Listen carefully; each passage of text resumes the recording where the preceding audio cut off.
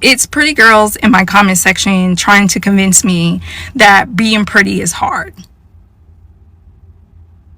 And honestly, I don't understand how being pretty is a punishment. But what I can talk about is how being ugly is a punishment, or being unattractive.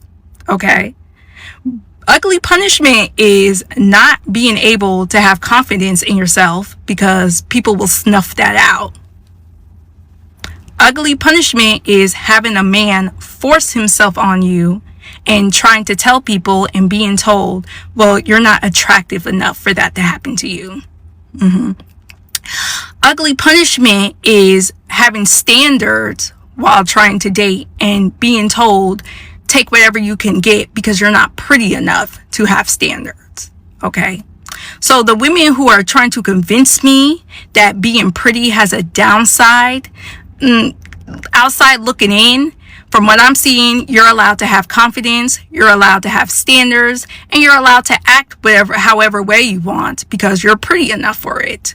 So trying to convince somebody that's not pretty by society standards, I know on a personal level some people do find me pretty, but per society standards, I am not pretty. Trying to convince me y'all had a hard time being pretty, I don't believe it. I don't buy it. It's just attention seeking, okay?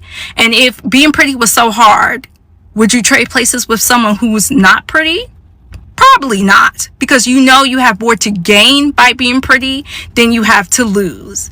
But that's all I wanted to say. I actually wanted to start a new term, ugly punishment.